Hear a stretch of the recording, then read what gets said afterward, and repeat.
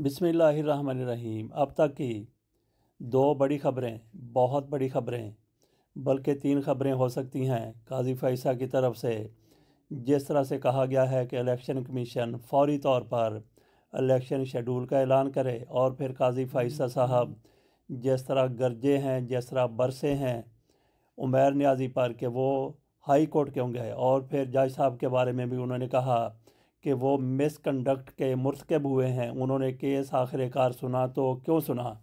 काजी फैसल साहब की तरफ से उमैर नियाज़ी को तौहीन अदालत का नोटिस जारी कर दिया गया है। अब देखते हैं कि बाकर नजफ़ी को जस्टिस काजी फैसल साहब कब अपने यहाँ बुलाते हैं, सुप्रीम जुडिशल काउंसिल में पेश होने का कहते हैं कि क्यों ना आपके ख़िलाफ़ भी तौहीन अदालत की मिसकंडक्ट की कार्रवाई की जाए। जब हमने कह दिया था कि इस पर कोई बात नहीं होनी, तो फिर इस पर बात ही क्यों की गई है। उमैर नियाज़ी के हवाले से चीफ जस्टिस साहब खुसूसी तौर पर इश्तिहार में नज़र आए, और उससे भी ज़्यादा बाकर नजफ़ी साहब पर वो गरजते रहे, बरसते रहे कि हमारा हुक्म था तो आप लोगों ने ये काम किया तो क्यों किया, और उसके हवाले से क्यों फ़ैसला दिया गया, और ये बंदा साहिल ये मामला लेकर गया तो क्यों लेकर गया।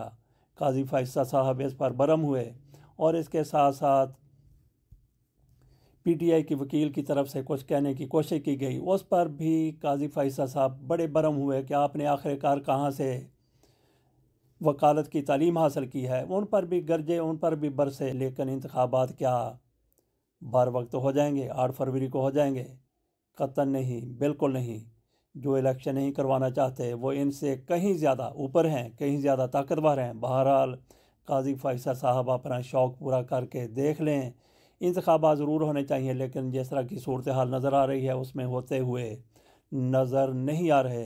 अब आ जाते हैं दीगर दो खबरों की तरफ। एक तो पेट्रोलियम की कीमतों में 14 रुपये फ़ी लीटर कमी की गई है, बहुत बड़ा रिलीफ है ऐसी सूरत हाल में जब लोग महंगाई की चक्की में पिस रहे हैं। और दूसरी खबर यह है कि सरफराज बुगटी की तरफ से इस्तीफ़ा दे दिया गया है। वो निगरान वज़ीर दाखिला थे, बड़ी बड़ी बढ़के मार रहे थे, तहरीक इंसाफ को धमकियाँ दे रहे थे, और खुशामदाना उनका लहजा था मुस्लिम लीग नून के हवाले से।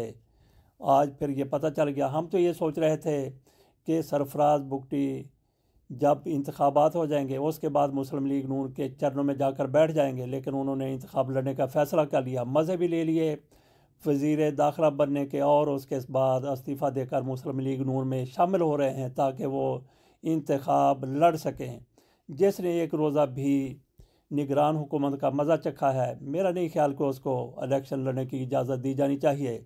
ये तो फिर आखिरी रोज़ जब शेड्यूल आ जाएगा, आखिरी दिनों में आखिरी रोज़ कोई भी इस्तीफ़ा देगा और जिस पार्टी की खिदमत की होगी उसका टिकट लेकर कामयाब हो जाएगा।